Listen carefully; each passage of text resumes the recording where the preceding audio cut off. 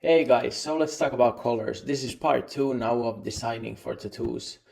So, as we already established, when we're dealing with skin, we have many different types of skin and we have many different types of skin color. Now, what really happens is that the natural pigment of the skin is usually in the highest layer of the skin, in the epidermis. And the pigment in this layer of the skin is called melanin. And now the tattoo pigment, we're going to be depositing one layer below the epidermis. And that now means that if your client has a darker skin type, it's going to act kind of like a brown glass on top of a painting. There's really no way around it because there's a difference if we're drawing on, let's say, on black paper, the pigment is going to be on top of the paper. But if we're drawing on white paper, whatever we draw, and then we put a brown glass on top of it, everything's going to be a little bit more a browner nuance. That's the color that is going to be reflected back into our eyes. So for me, at least, it helps to understand this and then understand that the end result is going to be some kind of combination, or the end visual result is going to be some kind of combination of the color that we deposit in the skin mixed with the natural pigment of the skin. Now, the natural pigment of the skin is usually of a warmer color. So it's pretty much a very muted down orange. Some people are more orange than others, and some are very dark, some are very light. In the end, the pigment is exactly the same, but the way we see it is going to be different because of this natural pigment in the skin, which is going to be laying on top of the pigment that we just deposited. So needless to say, the fairer the skin, the lighter the skin, the more visible, the more bright everything is going to look. And this in turn allows us to design something. Let's say if we're dealing with very fair skin, then it allows us to design something with very small nuance differences, and we can expect these nuance differences also to actually be visible through this skin. But as soon as we're dealing with darker skin, we're going to have that brown glass on top of the tattoo pigment. And what helps here a lot, this is a very simple trick, but is to simplify the design a little bit, where we skip the smallest nuance differences and kind of bump up the contrast a little bit. And I think it's important that we as artists also tell the truth. So obviously it is possible to do very nice tattoos also on darker skin, but it also depends on how dark the skin is. And I think it's our responsibility as artists to design accordingly. So some of the lightest tones of yellow or peach are pretty much going to look exactly the same if the skin is even slightly darker. Even a slightly tanned skin is going to blur out these color differences between light yellow and light peach. It's going to look pretty much exactly the same. But what you can do to get these colors a little bit more separated from each other is to exaggerate a little bit the colors, which means we can make them a little bit higher chroma. And if they're on the lighter side, we can make them a little bit more light. If they're on the darker side, make them a little bit more dark, especially if they're next to each other. And this way we might be able to see some differences. But again, it depends on your design, how necessary these nuance differences are. And I really suggest that depending on the skin type, you need to design accordingly. Obviously, we can talk about this much longer, but as you already saw in the part 1, it dragged out quite a lot, and we're trying to keep it as 101, so the basics. So I'm going to give one more tip about using colors, and that's related to the skin tone usually being a warmer one, so more towards an orange one. So if you want to fade a tattoo or have a nice smooth fade, because if you're fading cold colors, it's already in itself such a high contrast to the skin color that especially if you're dealing with high chroma blues, it's very, very strong contrast to the skin. And if you're fading this, it's still gonna be quite a strong contrast to the skin. So if you want the smoothest of fades, then I usually suggest to choose a warmer color for that. But that again depends on their design. Do you need a cold color in your design to be faded or not? But if you can choose, then usually opt for something more warm because it's way easier to blend into the skin naturally. Now, how do colors last? There's a very common misconception, and the idea is that black is the strongest color. It's actually not true. I think I mentioned it in one other module already, but I've talked with quite a few manufacturers and also artists who have actually studied pigments with microscopes and lasers and study how they behave. And black is the pigment that breaks down the fastest.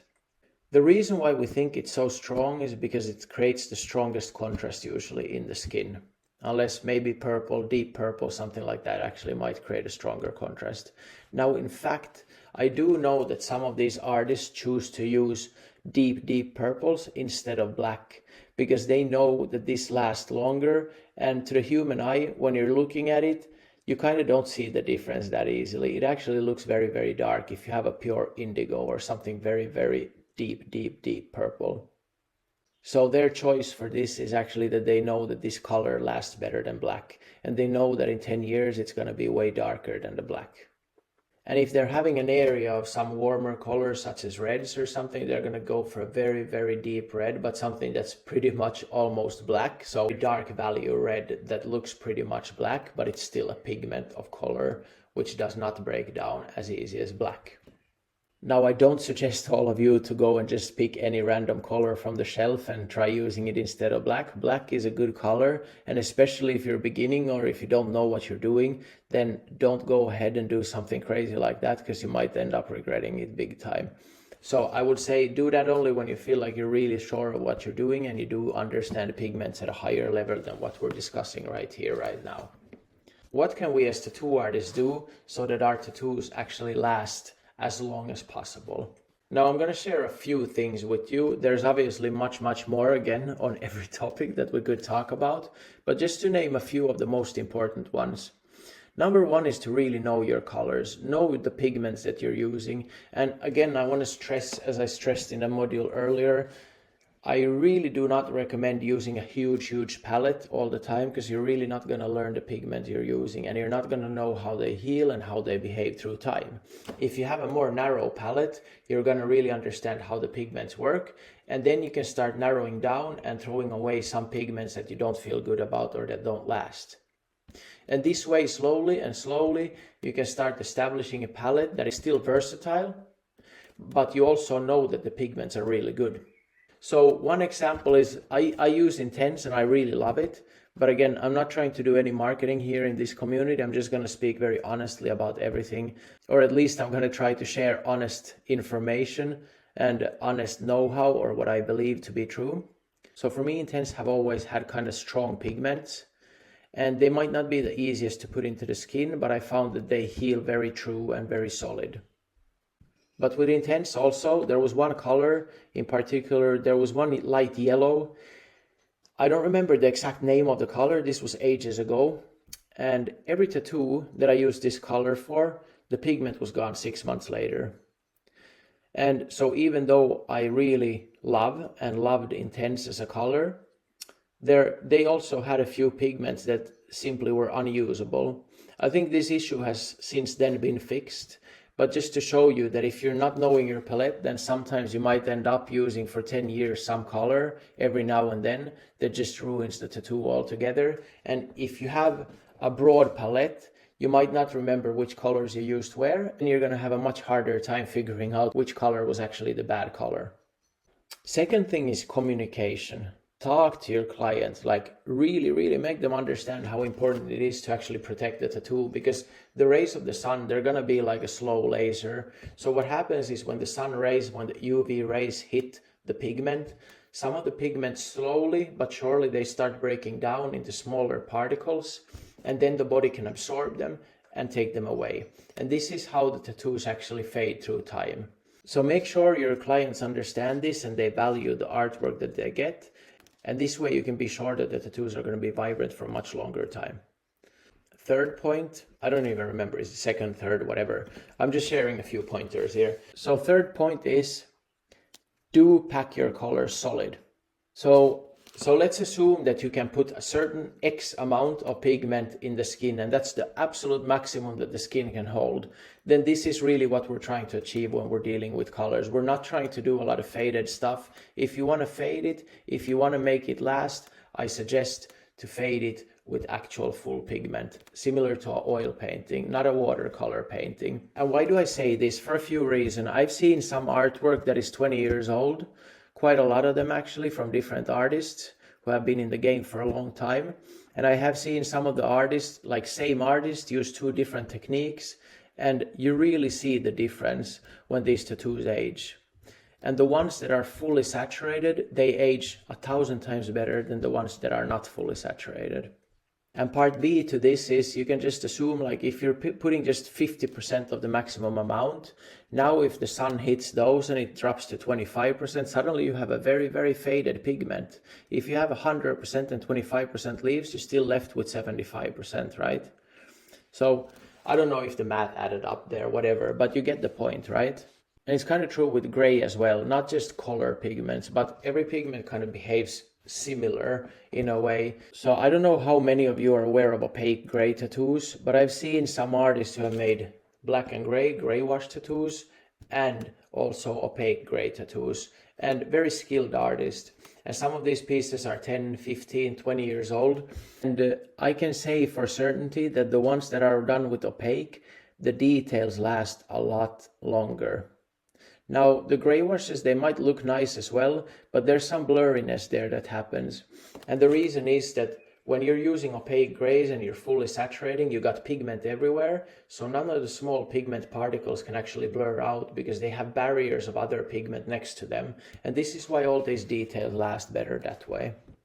Okay, I'm sure I forgot many different things regarding this topic, but I think those 4 pointers should be quite enough to start with, right?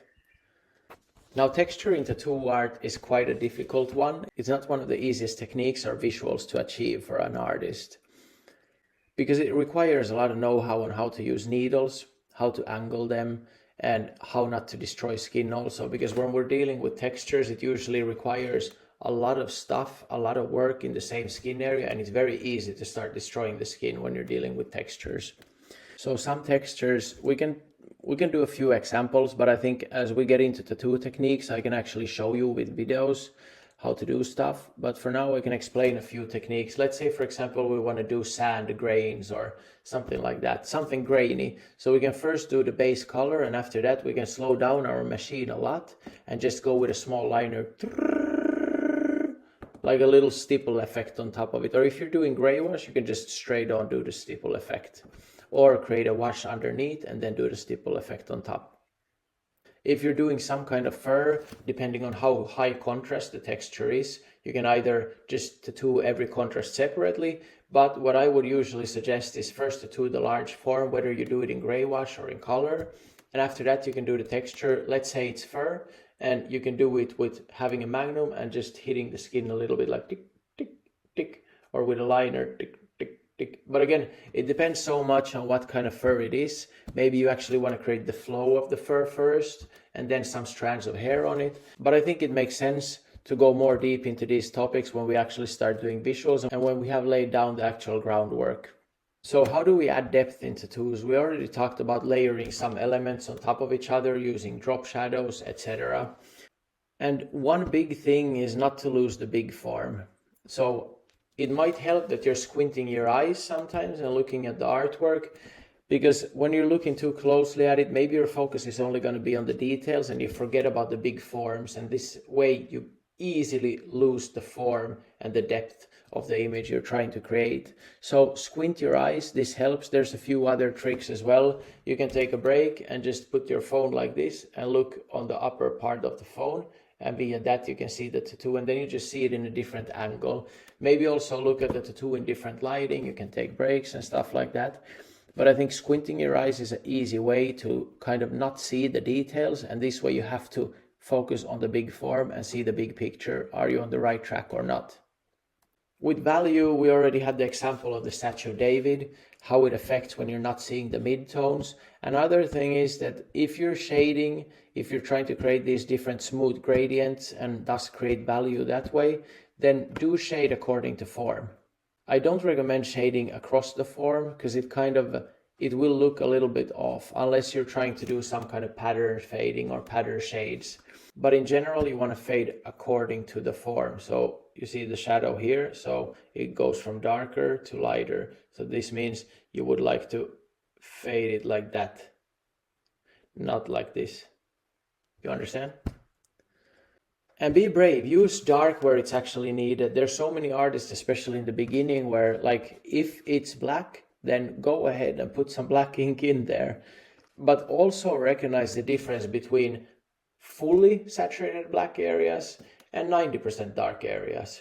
So if you start seeing these differences as well, then you're going to create so much more depth and so much more different scales of value in your artwork. And also make sure to balance the light and dark areas for good visual impact, because it's so easy to see some artwork that just overall looks really dark or really, really light. So you want to have some kind of balance, some kind of yin yang with this. You want to have some clear light areas and you want to have some clear dark areas. Some areas in the shadow and some areas in the light, but you want to have this kind of balanced out, because otherwise easily the tattoo is just going to look really dark or really light. So what's the principles of design in tattoo art? We want to create balance between light and dark, balance between colors, also balance in the overall weight of the image.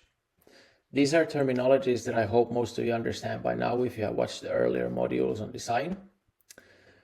And we want to achieve contrast, because when we're dealing with skin, I think this is one of the most important things. We want to achieve contrast. Contrast is what's going to make the tattoo last.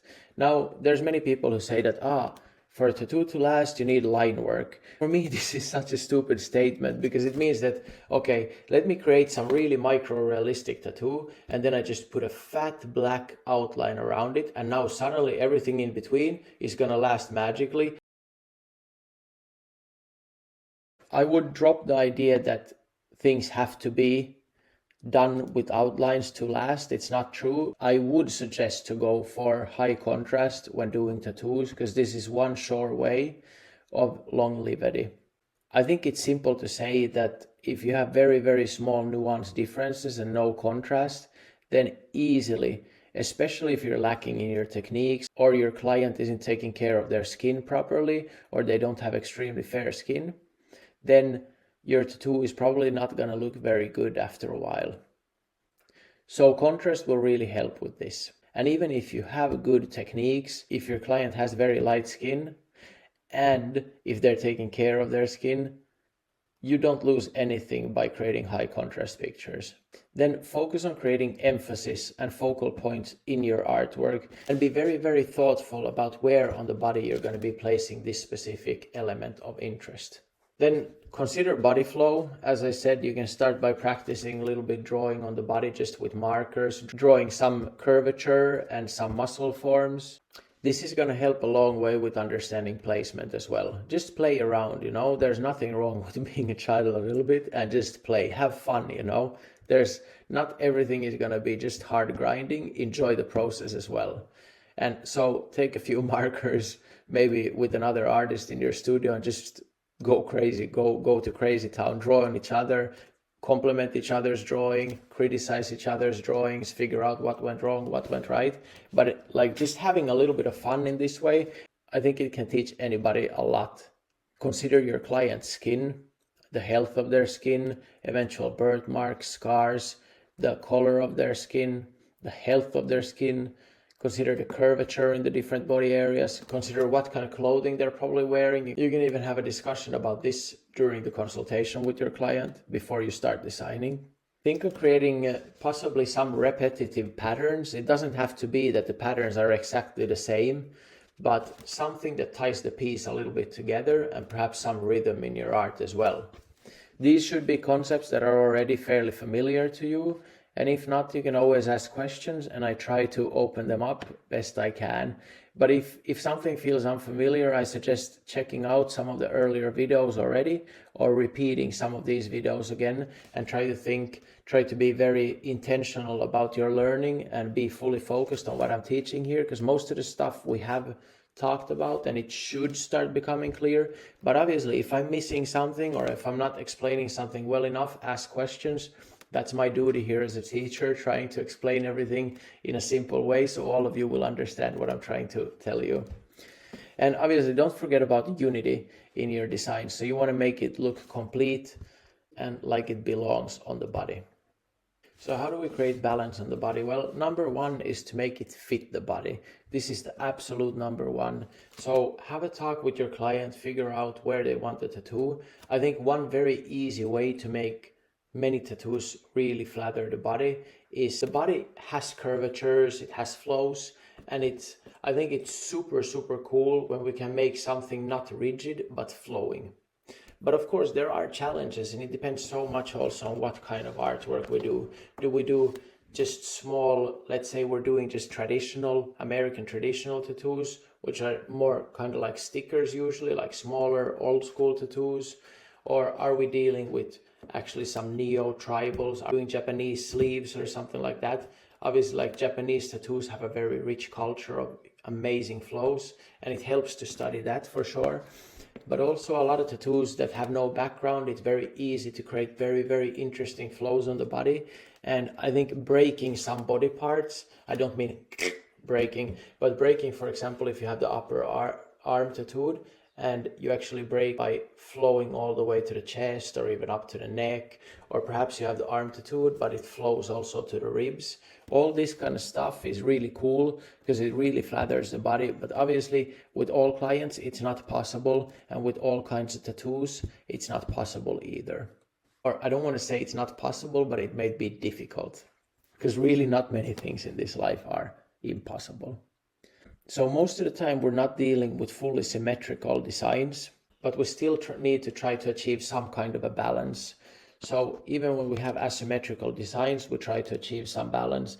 And here is what we already talked about, which was how to create balance when your objects are not exactly of the same value or same size. Well, it's about placing them in areas so that the overall visual image seems to have balance. If you don't remember this, then go back to the Design 101, watch that video and repeat your knowledge, repeat your understanding of it. If you still after that don't understand, then ask me and I try to make some explanation of that as well.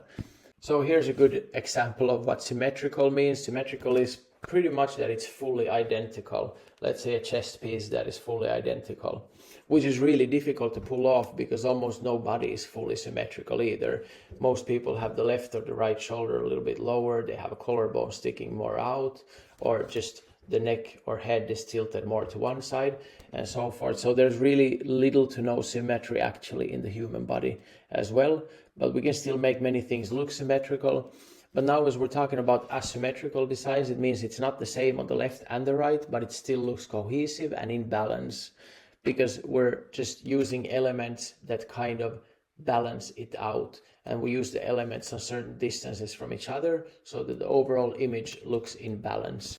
And we want to create the harmony that we already talked about by placing certain elements on the body in a flattering way. We want to be placing them also so that they're facing a certain way. We want the light source to hit from a certain direction, and we want to consider the body curvature, moving parts, everything like this to create a feeling of balance and belonging on the body.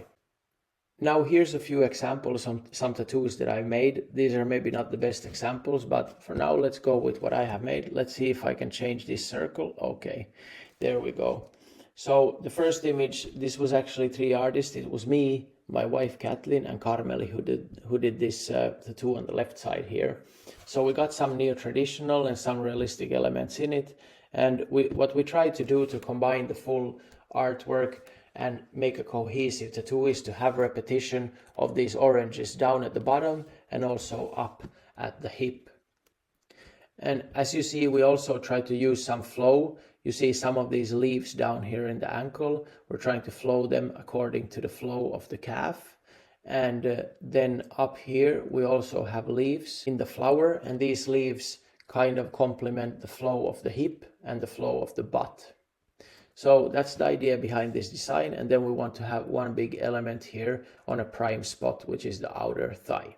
And now if you look a little bit closer, you will see repetition of the orange throughout the tattoo. You're going to see it here. You're going to see it somewhere in the face, down here.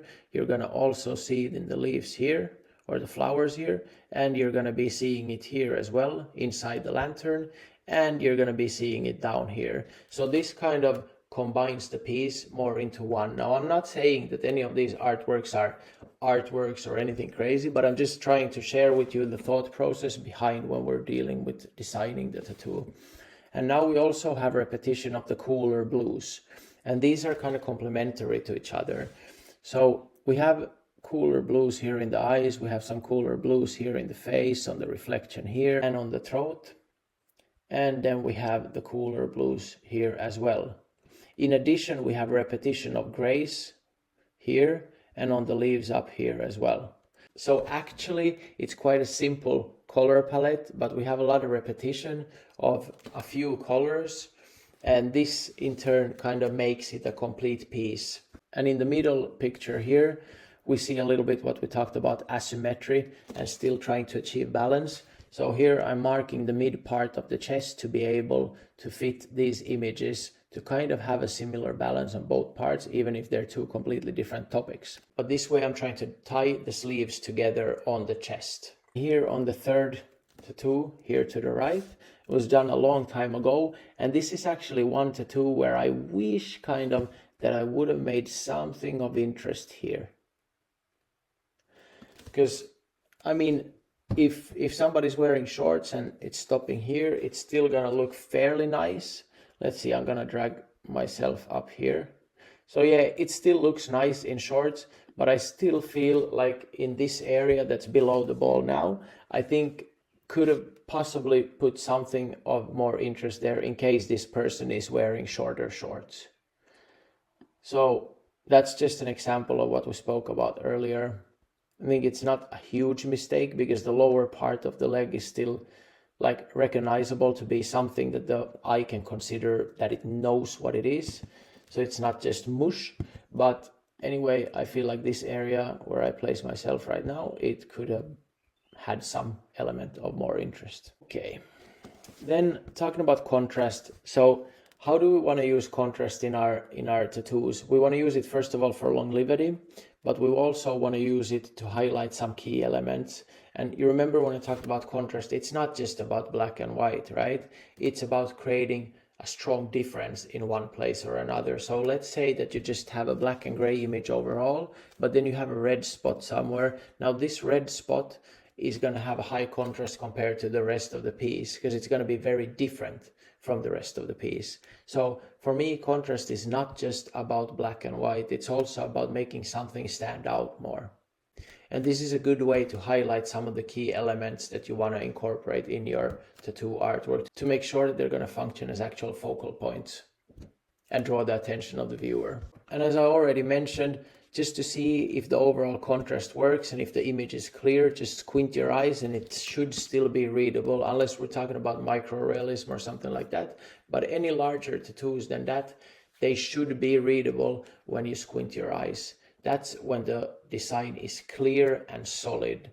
So if it's only based on textures and no big forms and you squint your eyes, it's just gonna look like mush. That's why the squint your eyes test is so good. It really tells you if the big form, if the design is actually readable or not. Now, we can create contrast with textures as well. As we talked, if you have really blur somewhere and then you have something really sharp with a lot of textures and the rest of the image does not have a lot of textures, this is a really nice way of creating also some kind of contrast, like a different type of contrast in your artwork. Same as sharp versus blur.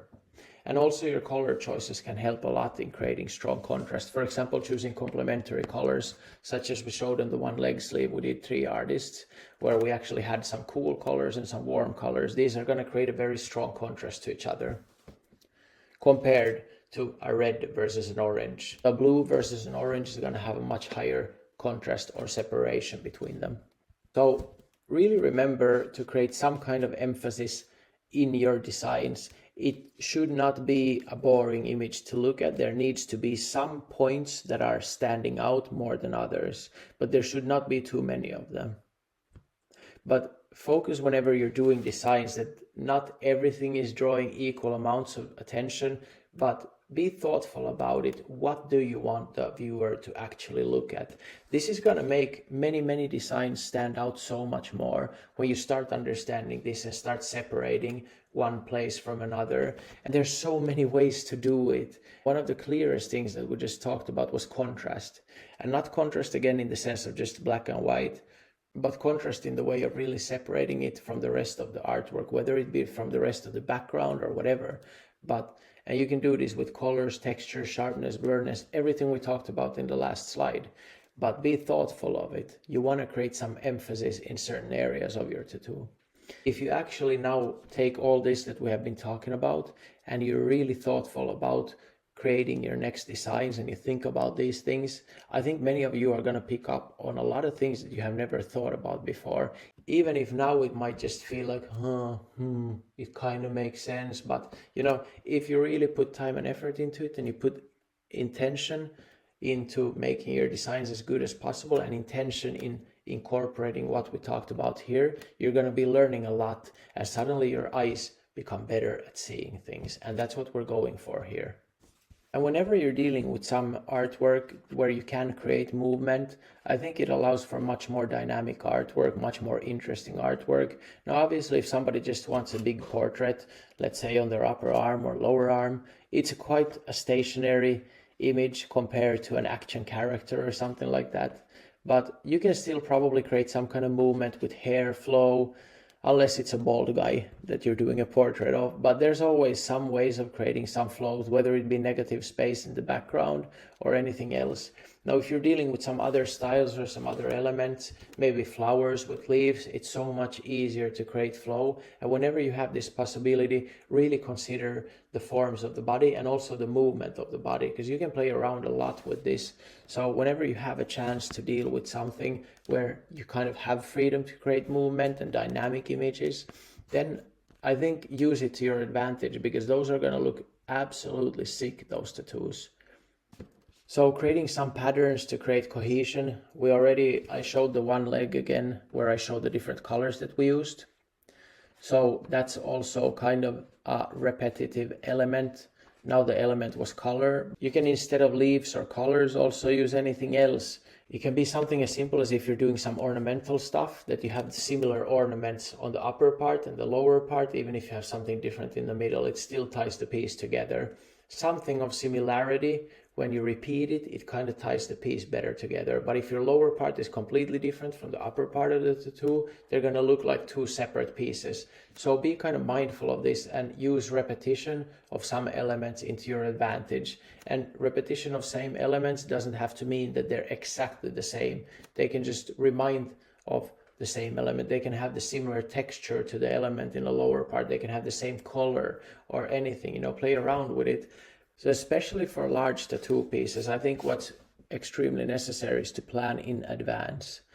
There's so many sleeve tattoos that I see that are just like put a few elements here and there, and they're tied together with just a basic gray or any other color. But when you start having repetition in the images and even repetition in the background itself, and it's planned beforehand, that's when you start having some much more interesting large pieces. So unity is pretty much what we aimed for with the earlier discussion. So just ensuring that all parts of the tattoo actually work together and create a cohesive whole image, a united image. Meaning that the tattoo does not look like it's made out of 2 or 3 or 4 completely different parts. And as we move on, we're definitely going to go into the techniques I use to achieve a unified look, especially in larger pieces that I work with. Because right now, pretty much the smallest tattoos I'm dealing with are full sleeves. So it's kind of an everyday thing for me to try and design large pieces. I mean, I'm still learning a lot, but I also think that I have a lot to teach regarding that, as it's something I do pretty much on a daily basis. So I think now, again, looking at the time, I've been recording for about 1 hour, and I had some coffee break or something in between. But anyway, I think when I cut it down, it's going to be at least 30 minutes. And I think for that reason, we're going to do a part 3. Also for the reason that it's already midnight. Yeah, it's already midnight here in Estonia while I'm recording this. So I think for that reason as well, we're going to do a part 3. And in part 3, we're going to be looking at actual tattoos, or some of them are also going to be AI generated, but they're going to be really good examples, and I'm going to point out some things so you guys understand what we've been talking about here and what works, what doesn't work. So it's kind of an art critique for the part 3. Okay, so thank you guys again for sticking with me, and this was actually planned to be like a 30-minute thing altogether, but it ended up then being like 3 different parts. But I guess it's okay, and yeah, I have so much more to share about all these topics. I really had to keep it narrow so we could go through the basics, everything here. But yeah, let's see. I'm going to be trying to do more material for you as often as I can. But obviously, as most of you understand, as I'm doing this free and I'm working on my own tattoo career and my studio and a few international businesses and stuff, I'm fairly busy. But I really love what I'm doing and I love your feedback. I love you guys so much and I really like this community, and I enjoy also how active many of you are here. So that's really cool to see. And I think that's what brings me enough joy to sit here until midnight and record these things. Thank you guys so much, and I'll see you when the next episode comes out.